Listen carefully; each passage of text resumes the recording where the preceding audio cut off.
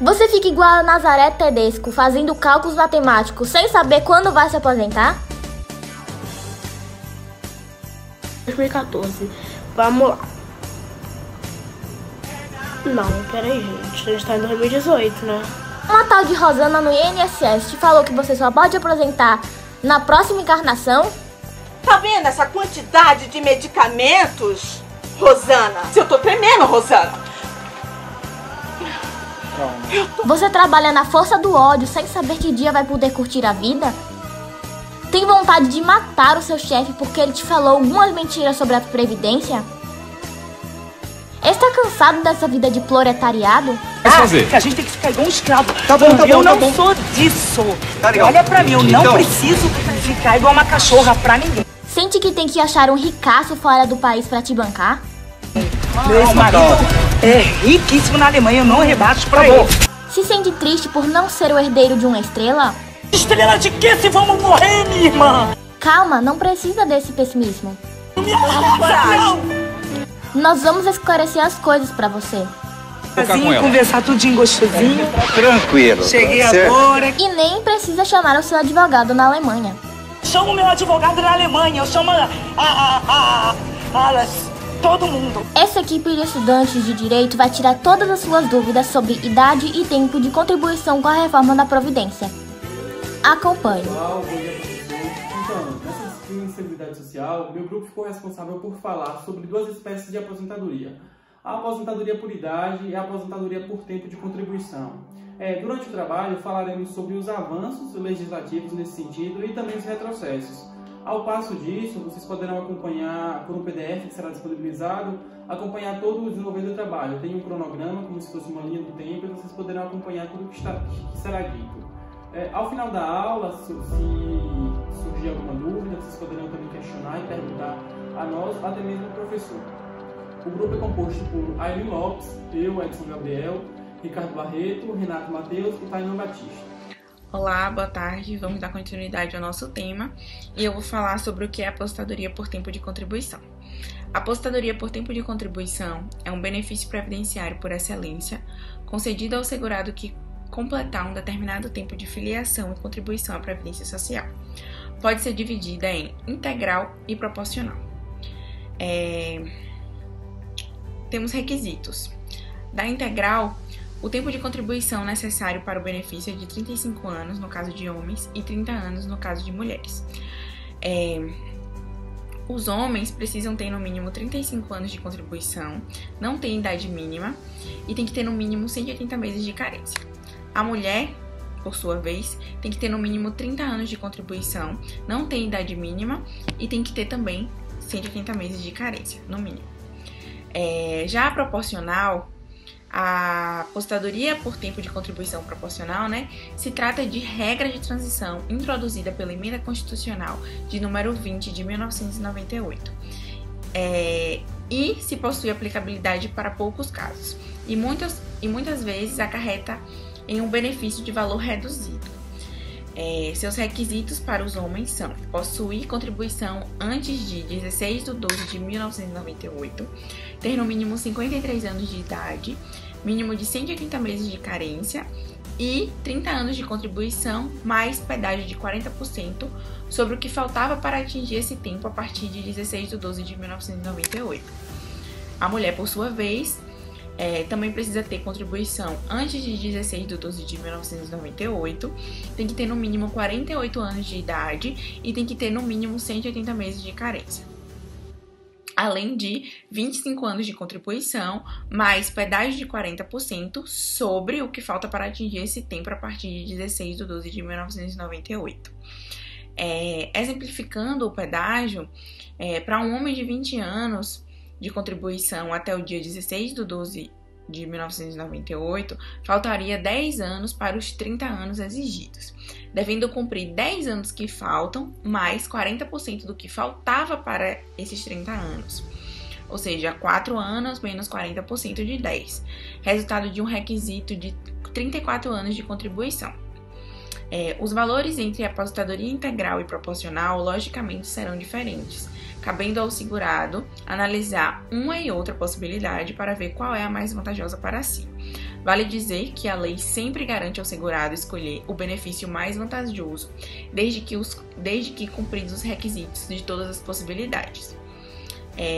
A carência mínima para a concessão do benefício, como eu falei anteriormente, é de 180 meses de contribuição. O valor da aposentadoria por tempo de contribuição será calculada considerando-se 80% das maiores contribuições vestidas a partir de julho de 1994. Nesse resultado, definido como salário de benefício, poderá ser aplicado o fator previdenciário conforme o caso. O fator previdenciário, no caso, é um índice aplicável de renda mensal inicial da aposentadoria por tempo de contribuição. Após todos os cálculos e definição do benefício, multiplica-se o resultado pelo fator previdenciário. Se o índice for menor que 1, funcionará como redutor de benefício. Se o índice for maior que 1, funcionará como majorador do benefício. Olá pessoal, eu vou falar da fórmula 86/96, que é uma fórmula alternativa ao fator previdenciário, e nela soma-se a idade ao tempo de serviço do segurado. Se homem, essa soma ela tem que dar 96 pontos, e se mulher, essa soma vai dar 86 pontos, tem que dar 86 pontos. Os requisitos são no mínimo 35 anos de contribuição, e a soma do tempo de contribuição com a sua idade, ela vai ter que dar 96 pontos. Não há idade mínima e exige um mínimo de 180 meses de carência, que são aqueles 180 meses que, se completos, eles querem dizer que são 15 anos de contribuição. Se mulher, vai ser no mínimo 30 anos de contribuição. A soma da sua idade com o tempo de contribuição tem que dar 86 pontos. Não há uma idade mínima e tem também um mínimo de 180 dias de carência. Essa fórmula 86/96, ela não usa o fator previdenciário. Portanto, se o fator previdenciário for menor que 1 e o segurado soma 86 pontos ou 96, a depender do gênero, poderá optar pela fórmula 86/96. Caso o fator previdenciário seja superior a 1, é melhor que ele opte pelo fator, porque, como visto anteriormente, o fator previdenciário ele vai agregar no seu benefício. Vamos falar também sobre o que é desaposentação. A desaposentação, ela é uma revisão previdenciária que permite ao aposentado por tempo de contribuição que permaneceu trabalhando e contribuindo para o INSS trocar o seu benefício por outra aposentadoria mais vantajosa. Outro aspecto também interessante é o acréscimo de 25% na aposentadoria por tempo de contribuição. Há uma possibilidade de você ter um acréscimo de 25% no valor da aposentadoria quando o aposentado ele precisa de auxílio de terceiros para os atos da vida civil, como levantar, se deitar, qualquer ato. Tipo, se ele depende, há essa possibilidade desse aumento de 25% na sua aposentadoria. Originalmente, a legislação ela fala que é devido apenas para os aposentados por invalidez. Porém, o judiciário brasileiro ele vem aceitando a tese de que esse acréscimo ele pode ser concedido para todos os aposentados, pelo princípio da igualdade. Tanto a aposentadoria por idade, como também a aposentadoria por tempo de contribuição. Vamos falar um pouco sobre a reforma da Previdência, que um dos objetivos dessa reforma, ela foi acabar com a aposentadoria por tempo de contribuição, passando a exigir uma idade mínima para a aposentação.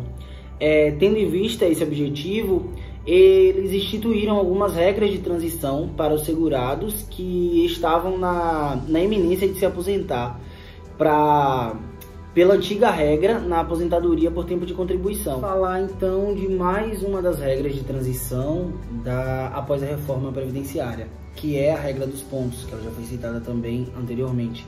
Essa regra, ela é se utiliza a soma da idade com o tempo de serviço, com o tempo de contribuição, e essa regra de transição dos pontos, ela torna a antiga possibilidade de afastamento do fator previdenciário nas aposentadorias por tempo de contribuição uma regra à concessão de benefício propriamente dita, porque ela vai lhe permitir essa possibilidade de você utilizar ou não o fator previdenciário. Ela não pode se confundir com a regra da idade mínima, porque, conforme a gente vai ver mais à frente, o requisito etário, nesse caso dessa regra, ele pode ser diminuído ao depender do tempo de contribuição da pessoa. E essa regra, ela só pode ser aplicada aos assegurados que já estavam filiados após, na data da reforma. Quando ocorreu a data da reforma, essas pessoas já estavam filiadas ao setor previdenciário.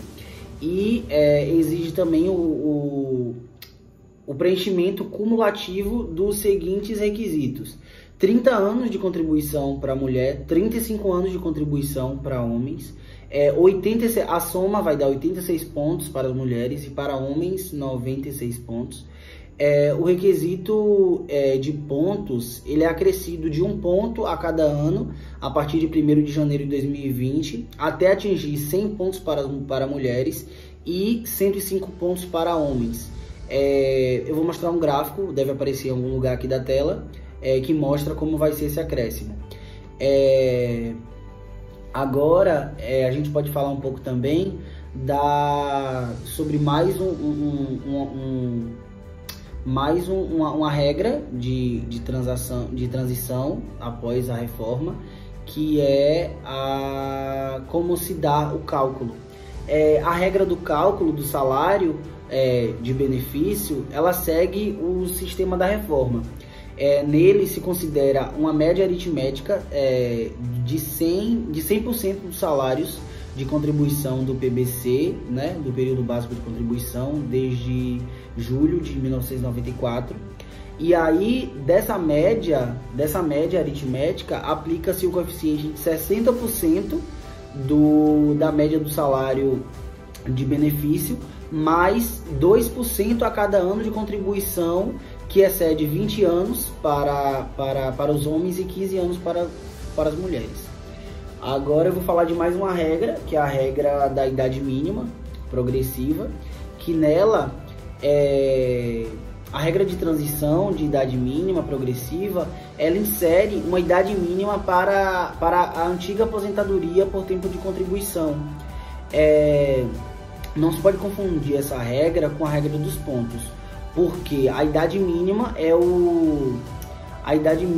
ela é o cumprimento necessário para a obtenção do benefício, diferente da regra dos pontos, que a idade mínima ela poderia ser alterada a depender do tempo de contribuição do segurado. Essa regra ela só se aplica também aos segurados já afiliados na data da reforma e exige o preenchimento cumulativo dos requisitos: 30 anos de contribuição para mulher, 35 anos de contribuição para homem, 56 anos de idade para mulher e 61 anos de idade se homem. O requisito de idade ele será acrescido de 6 meses a cada ano, a partir de 1º de janeiro de 2020, até atingir 62 anos para mulheres e 65 anos para homens. Aqui vai aparecer também o gráfico mostrando como é que vai ser essa progressão. O regime de cálculo do salário de benefício segue o sistema da reforma, considerando a média aritmética simples de 100% dos salários de contribuição do PBC desde julho de 94, de posse imediata, de posse dessa média, aplica-se o coeficiente de 60% da média do salário de benefício, mais 2% a cada ano de contribuição, que exceder 20 anos de contribuição para homens e 15 anos de contribuição para mulheres. Vamos falar um pouco também da regra de transição do pedágio de 50%. Essa regra ela é destinada aos segurados que estavam na iminência, há menos de 2 anos pelo menos, de se aposentarem por tempo de contribuição pelas regras anteriores à reforma. Essa regra ela também só se aplica aos segurados já afiliados na data da reforma e exige o preenchimento de requisitos básicos, que são 30 anos de contribuição se mulher e 35 anos de contribuição se homem. O pedágio de tempo de contribuição adicional de 50% sobre o que faltava para completar o requisito A, né? O requisito dos anos. Se mulher, se ela tinha 28 anos de contribuição, faltavam 2 para ela completar os 30. Ela vai precisar também ter, além de quando ela chegar aos 30, ela vai ter que completar o 50%, né, do que faltava, aqueles 2 anos, que vai ser um ano que vai ser acrescido. Então, o destaque nessa questão fica por conta do valor do benefício, que consiste na média aritmética simples de 100% dos salários de contribuição do PBC desde julho de 94. Porém, diferente das demais regras, o RMI, a renda mensal inicial, ela será de 100% do salário de benefício, multiplicado pelo fator previdenciário. Essa é a única hipótese de incidência do fator previdenciário nos benefícios de transição trazidos pela reforma. Temos também o pedágio a 100%, que nessa regra de transição ela é destinada aos segurados que possuem idade mais elevada ou que queiram esperar por mais tempo para obter um benefício mais vantajoso que o pedágio de 50%. Essa regra ela só se aplica também aos segurados já afiliados à data da reforma, exigindo também o preenchimento obrigatório e cumulativo dos seguintes requisitos: 57 anos de idade se mulher, 60 anos de idade se homem, 30 anos de tempo de contribuição se mulher e 35 anos de contribuição se homem. Nesse pedágio, no pedágio de tempo de contribuição adicional de 100% sobre o que faltava para a contribuição, o requisito A na data de entrada em vigor da reforma. E o destaque dessa regra, ela fica por conta do valor do benefício, que consiste na média aritmética também de 100% do salário de contribuição no PBC de julho de 94.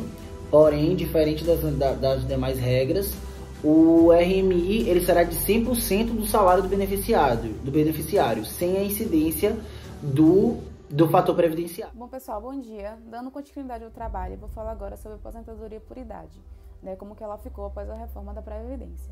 Então, assim, de cara, essa modalidade ela comporta 4 categorias de trabalhadores, né? São o segurado contribuinte individual, que é aquele que não possui nenhum vínculo empregatício, o trabalhador rural, desde que eles exerçam, né, atividade em regime de economia familiar no campo, os segurados avulsos, que são aqueles que podem vir a trabalhar em empresas, mas que não possuem um vínculo empregatício, e os trabalhadores empregados, né, que são aqueles que podem tanto trabalhar na zona rural como na zona urbana. E com a reforma existiram 3 principais mudanças nessa categoria. A primeira diz respeito à idade mínima. Nessa categoria aqui, as únicas atingidas foram as mulheres, visto que a idade dos homens permaneceu a mesma, de 65 anos. Já das mulheres passou de 60 para 62. E aqui nessa modalidade existe uma regra transitória, né? E ela vem justamente para tentar amenizar esses danos que seriam causados a essas pessoas, a esses contribuintes que estariam próximos de conseguir a aposentadoria antes da entrada em vigor da reforma. Então, basicamente, o que acontece aqui? Até que se alcance esse patamar, né, essa idade de 62 anos, será crescido 6 meses a cada ano. Então, por exemplo, uma mulher que hoje, em 2020, ela tem 20 anos, ou seja, no ano subsequente da reforma, para ela se aposentar será necessário que ela tenha 60 anos mais 6 meses. Já no ano de 2021, essa mulher ela tenha 61 anos e por aí vai, até que se alcance os 62 anos. Já no quesito da contribuição, a principal mudança diz respeito ao que será contado, que será levado em consideração para que se calcule esse valor. Então, antes da reforma, se observava, né, o período de carência e agora o tempo de contribuição, né, além do aumento desse tempo, do tempo de contribuição para os homens, né, porque antes da reforma a idade seria de 15 anos de contribuição para os homens e 15 anos para a mulher. No entanto, né, após a reforma ficou sendo 15 para a mulher e 20 para os homens. E aqui também existe uma regra transitória, né, que diz respeito a como que essa contagem será feita. E também aquelas pessoas que estariam, né, que começaram a contribuir com a Previdência antes da reforma. Então, para essas pessoas, para esses homens, né, que já vinham contribuindo com a Previdência antes da reforma, eles não sofrerão tanto, né? Então, o que é que vai acontecer? Será acrescido, assim como na questão do quesito da idade, serão acrescidos 6 meses a cada ano, até que se alcance esses 20 anos de contribuição, né? Então, agora, por exemplo, em 2020, esse homem, ele teria, né, que ter contribuído 15 anos e 6 meses, né? Já no próximo ano, os 16 anos e por aí vai até que se alcance os 20 anos de contribuição. E outro fator diz respeito ao cálculo, né? Como que será feito esse cálculo? Então, no cálculo, o cálculo é feito a partir de 60% da média das contribuições, aumentando 2% a cada ano que exceder os 20 anos de contribuição se homem e 15 anos se mulher. Então, aquele trabalhador, né, que já alcançou o tempo de contribuição necessário, mas que ainda não atingiu a idade mínima, né, a cada ano trabalhado, ele terá esse acréscimo de 2%. Né? Já na aposentadoria por idade da pessoa com deficiência, esta não sofreu alterações. Se mantém homens com mais de 60 anos e mulheres com mais de 55, sendo necessários os 180 meses de contribuição, no caso de carência. Então, aqui se manteve a carência, não é o tempo de contribuição, é só a carência. E é necessário também que apresente, né, a condição de deficiente. E basicamente foram essas as principais mudanças. Olá pessoal, então já para encerrar o nosso grupo, eu vou falar um pouco sobre a PEC paralela. O que é essa PEC paralela? Então, como diz o ditado, quem tem fome tem pressa. E os deputados e os senadores envolvidos na reforma da Previdência tinham muita pressa para aprovar. E o que foi que eles fizeram? A estratégia que eles usaram era: vamos deixar os pontos mais controversos, mais polêmicos, mais debatidos para a gente aprovar depois em uma PEC separada. Um tipo de PEC de transição. E enquanto isso, o geral, o mais importante, a gente aprova de imediato. E então foi criada a PEC paralela, com a justificativa de que iria amortizar os efeitos da reforma da Previdência e que iria instituir um modelo gradativo, principalmente no que se refere ao cálculo. Porque qual é o valor que eu vou receber quando eu me aposentar? Eu comecei a contribuir quando eu tinha 20 anos, recebendo R$1.000. E eu me aposentei com 65 anos, enfim, recebendo R$10.000. O cálculo vai ser em cima dos R$1.000 que eu recebia nos 20 anos ou dos R$10.000 que eu recebia no final da minha vida de trabalhador. Então, no começo, o cálculo era feito com 80% da sua contribuição mais alta, ou seja, do seu salário mais alto.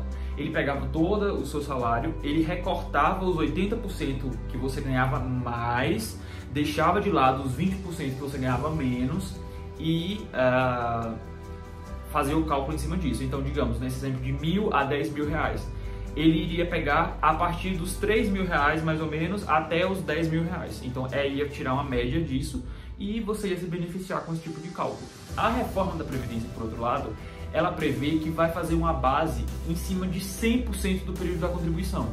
Então isso de certa forma lhe prejudica, porque coloca no cálculo os seus R$1.000 no começo. Então foi uma mudança muito brusca, muito abrupta. Então os senadores falaram: não, então vamos criar uma PEC paralela, que foi chamada de PEC paralela, né? Para, enquanto ocorre a PEC principal, a aprovação da PEC principal, para que a reforma da Previdência já entre em vigência, a gente vai depois e cria uma PEC para amortizar isso e fazer um cálculo diferenciado. E aí eu gostaria de ler aqui o parágrafo 9º do artigo 26 da PEC e essa regra de transição. Então, lembrando que antes da reforma era 80% da contribuição mais alta e o final, a reforma era 100% de tudo, ou seja, considerava mesmo o seu salário mais baixo. O percentual a que se refere o caput desse artigo, né, o artigo 26 do projeto da PEC paralela, é que a partir de 1º de janeiro de 2022, o cálculo será de 90% dos maiores salários do período contributivo, desde a competência de julho de 1994 ou desde o início da contribuição, se posterior àquela competência de 94. E a partir só de 2025 é que seria de 100% do período contributivo desde julho de 1994 ou desde o início da contribuição, se posterior.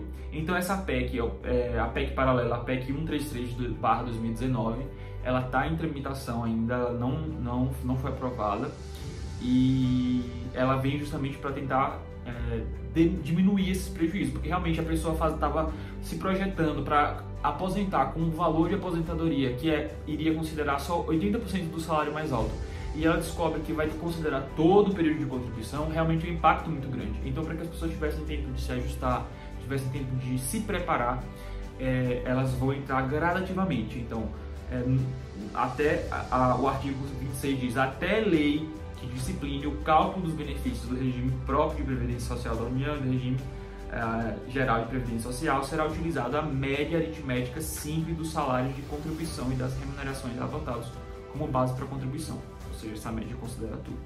E aí essa PEC tem esse propósito de fazer: não, peraí, vamos continuar com 80%, vamos continuar com 80% até 2022. A partir de 2022, 90%. E aí só então em 2025 é que o valor seria feito com base numa média de todo o período de contribuição. Deixa o seu like, curte, compartilha o vídeo, galerinha!